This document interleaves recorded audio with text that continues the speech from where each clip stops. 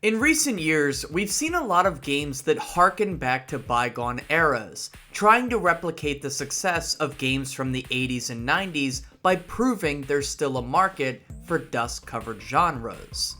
Some succeed and others fail to deliver the intended experience, whether it's hits like TMNT Shredder's Revenge last year, or duds like Mighty Number 9 a couple years back. Remember that one? Regardless, you know a game is just flat out good when it can stand up on its own, impressing someone who doesn't have the nostalgia for those past years and the games that they contained. And that's exactly how I felt playing the recently released, self-acclaimed retro RPG Sea of Stars. It's a title that draws heavy inspiration from games like Paper Mario and Chronotrigger, while also finding ways to bring that style of game forward to meet the demands of a modern audience. If you're a fan of turn-based RPGs, this one is an absolute must-play, even if you were but a wee lad or lassie in the 1990s. You don't need to be reminiscent of games gone by to have an absolute blast with this one. It's a title that keeps on giving, and I can't wait to share more about it with you in this review.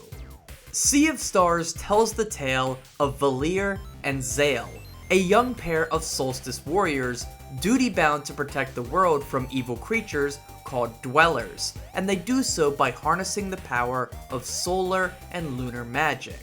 After years of studying at the academy, the two set out on a journey to stop what is believed to be the final Dweller. As they venture forward, they are joined by companions new and old, including a childhood friend named Garl, a historian named Teeks, an assassin named Sarah, I think that's how you pronounce that, and many other memorable characters, some of which become party members. I found the story here to be pretty compelling, and so I don't want to spoil that experience for you, but suffice it to say that this is akin to a coming-of-age story. It's a tale about growing up, accepting new responsibilities, dealing with the ebbs and flows of life while navigating delicate relationships, and the sacrifice required to live a virtuous existence. The game touches on themes of loss, betrayal, companionship, virtue, and much, much more. The plot itself isn't overly complicated, but it's the characters that you'll truly fall in love with. Most are a bit zany, but each of them has their own distinguishing traits that makes them easy to care for. This is particularly true of Garl, a happy-go-lucky and brave friend of Zale and Valir's, even though he doesn't have an affinity for magic. He journeys with you for the thrill of adventure alongside of his friends, and it's just really endearing. He goes through a whole arc throughout the game and really ended up being one of the best characters I've seen in a video game so far this year. Just very memorable. But that's true of many characters in Sea of Stars, both in party members and random NPCs that you come across. All the party members get their own mini arcs and moments to shine, but funny enough, despite how insignificant an NPC might seem, they too somehow become weaved back into the narrative, serving a purpose to make sure that none of them feel like filler. For example, early in the game, you reach a village of mole people and come to save the town from a supposed evil wizard. Turns out that wizard is just a youthful mole with the power of wind magic, who got tired of being picked on. You help the town out and move on with life, only to find hours and hours later how this young mole boy wraps back into the story. It's nothing too deep, but he does get a moment to shine later on. By giving every character a purpose, big or small, it aids in crafting a believable world with an excellent story to boot. Again, it's nothing too deep, but the endearing characters are really well done and even manage to draw some emotion out of me at times. It's not all serious all the time though. Plenty of jokes made me laugh out loud. Simple but effective storytelling accompanied by great character building as well as great world building. Now, let's move on to the gameplay. When you're not fighting, most of the time you'll be traversing the world, uncovering its many mysteries, civilizations, puzzles, hidden areas, and more. Navigating the world is quite fluid. It's very easy to tell where you need to go despite the pixel graphics. Occasionally, a simple puzzle will block your progress, but none of them are brain busters that bog down the pace, and I love that. It's not a puzzle game, it's a turn-based RPG, so weave in a couple easy to solve ones to keep me focused without making me do mental gymnastics. There's optional paths that you can take that usually reward with meaningful loot, whether it comes in the form of cooking ingredients or better armor and weapons. You'll find campfires to rest at where you can cook up the items you found into meals that can be used in combat, or you can just sit around the fire and listen to one of Teek's stories. You'll also find a series of lakes for a bit of fishing, as well as a whole unique minigame inside local taverns and inns. There's even a town of your own that you can upgrade as you play. And a lot of these things serve as little distractions that give you a break from the main story without ever drawing you too far away from it. And that kind of leads me into why I think this game works so well. It is incredibly well paced. From movement to combat to cutscenes to level design and more, everything you do feels like progress. Want to get through a level? Well, movement is fast and fluid. Don't want to be bogged down with random encounters? Don't worry, there aren't any, and many fights can be skipped. Want to keep the story moving? Don't fret, usually it keeps things going by sprinkling cutscenes and narrative bits throughout well-designed dungeons and levels. And right when the scenery might start to get stale, you're whisked away to a new level with tons of new colors, new enemies, and more. The game is not interested in wasting your time. Its minute-to-minute gameplay establishes a quality loop and doesn't dip from it throughout the 22 hours it took me to complete the main campaign. Right when you're about ready for something new, the game delivers, and in this way, it feels like the developers really understood how to design tight but efficient windows for each and every level.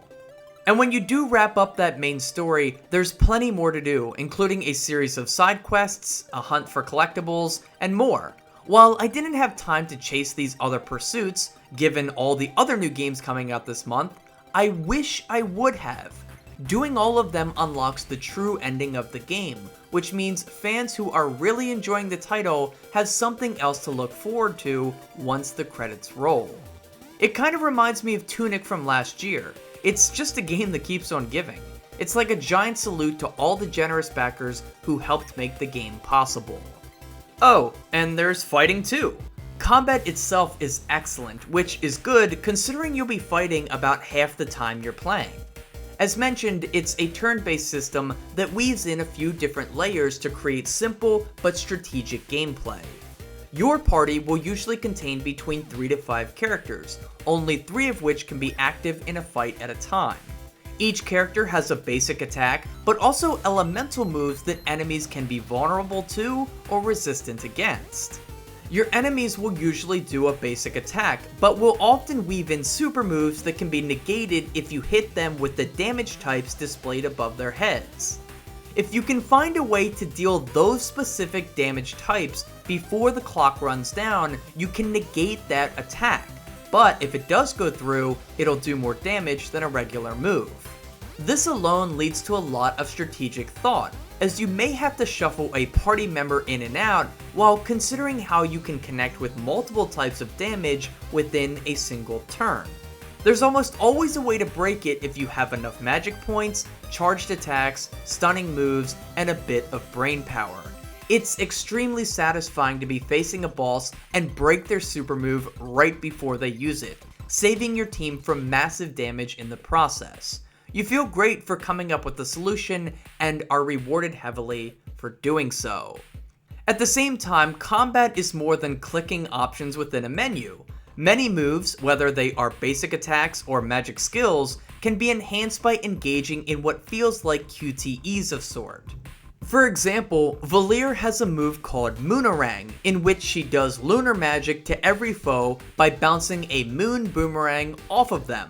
However, to keep the chain going, the player must continuously hit the X button in stride with the moon to keep deflecting it back and forth. When you mess up, the chain stops, and it only gets faster as it goes. Every move has this sort of live action element to it, which keeps you in the heat of battle as a player. It's genius. And because of these two inclusions, I always found myself invested in fights, reflecting on what I could have done better, or congratulating myself for finding the path to victory.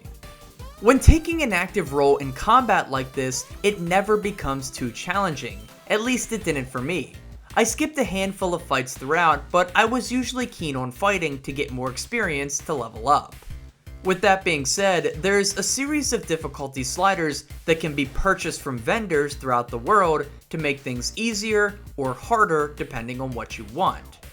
The one to make things easy is given to you towards the beginning of the game, but I do find it a bit strange that the other options are hidden behind merchants. That in-game currency could easily go towards better weapons or handy cooking ingredients, so I never bothered with these so-called relics. To be clear, I played on the normal default difficulty, but still. As a result though, I did find a handful of the boss encounters to be a little underwhelming despite their incredible visuals and mechanics. This was especially true of the final boss, whom I didn't really struggle against at all. I had a tougher fight with some regular enemies in a cave than I did with the final boss, so yeah, that was a bit weak. Anyway, when it comes to leveling and gear, Sea of Stars keeps things pretty simple, which I'm grateful for after making my eyeballs bleed by checking out gear stats in Diablo 4 last month. There's a handful of stats like attack, HP, magic attack, mana, defense, magic defense, etc. And when you level up, those numbers go up. Revolutionary, I know. Alongside of these base stat increases, you'll get to pump one stat by a couple extra points each level. It doesn't allow for much customization at all, but I don't think that the game really suffers from it. Each character is pretty rigid on what they're good at, and since you can swap them freely, it doesn't really matter. It's just a bit of agency to make you feel involved in the process of leveling up. The same can be said of gear, as most of the time it's find a better weapon or armor and equip it. Simple, but effective. And it's funny because while playing Final Fantasy XVI, I thought that concept was so stupid. No loot hunting, just buy the better sword? Seriously? But it doesn't bother me here, and I think that's due to expectations.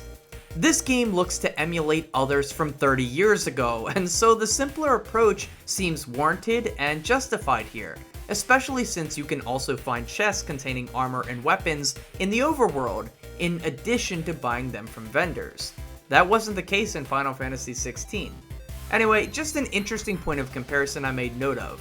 Overall though, combat is engaging because it weaves in a bit of live action into its layers of strategy, even if customizing your party is a bit underdeveloped. Finally, a bit on the presentation and performance, and everything here is 100% rock solid. The pixel art is absolutely gorgeous. Some of the scenes they're able to pull off in this game made my jaw drop.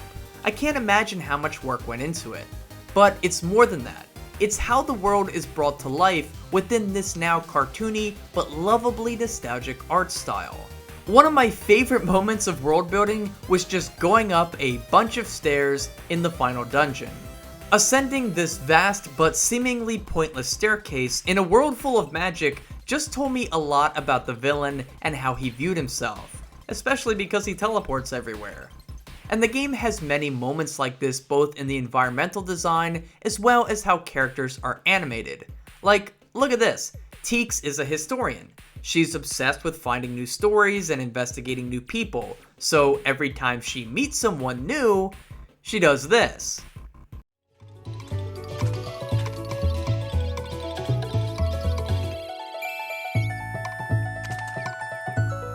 Like, how cute is that? I love it. Pixel art truly being brought to life in Sea of Stars. It's little details like this that show you just how much this team cared about their project and delivering something special. Speaking of something special, my god, the soundtrack is immaculate. I just said 2 videos ago about Final Fantasy XVI soundtrack was the best I heard all year. Well, you can throw that out because this one is so good. And I'm not even a big sucker for retro video game music, but somehow it just stuck for me. They just nailed it. It's worth listening to even if you aren't going to play the game. And in terms of overall performance, the game ran beautifully on my PlayStation 5, no bugs, no glitches, no pop-in, no texture wonkiness, no anything. It was perfect from start to finish, and I loved it. In terms of complaints, I can't really lobby too many at the game. I mean, there are two magical godlike beings whose story is a central part of the overall narrative, and it kind of ends up going nowhere. That was disappointing, but maybe it's addressed in the game's true ending. I can't be sure, but it wouldn't surprise me if it was built on there. The normal ending is a bit abrupt otherwise, but truly, this is a game about the journey, not the destination. I really do feel like I'm doing Sea of Stars an injustice by not making this video longer and talking more about why I loved it, but I want to keep your experience intact if you haven't played it yet. If you like turn-based titles, then please go out and play Sea of Stars. You will not be disappointed. It's incredibly well paced, with tons of side routes to explore, memorable characters to adore, gripping combat, and probably the best art direction using pixels that I have ever seen. I could go on, but I'm trying to keep this video on the shorter side with the other Star game now out in the wild. Regardless, do not miss out on Sea of Stars. This team put a lot of work into it and made sure to deliver a quality experience that modernizes those retro RPGs of yesteryear without losing sight of why their legacy endured throughout all these years. Thanks for watching. Hey guys, thanks for checking out my quick review of Sea of Stars. If you couldn't tell, I loved this game. It's definitely in my top 3 on the year, and I think you should check it out. Like I said, I feel guilty not making this a longer video because those usually perform better, and I want people to play this game and reward the team. But it seems like the praise is universal amongst reviewers, and so, I mean, the game is doing quite well, but just don't miss out on it, that's all I'm saying. Okay, moving forward with channel updates, and I have no clue what the next video will be. Most likely a look at Pokemon Scarlet and Violet's first DLC pack, but who knows.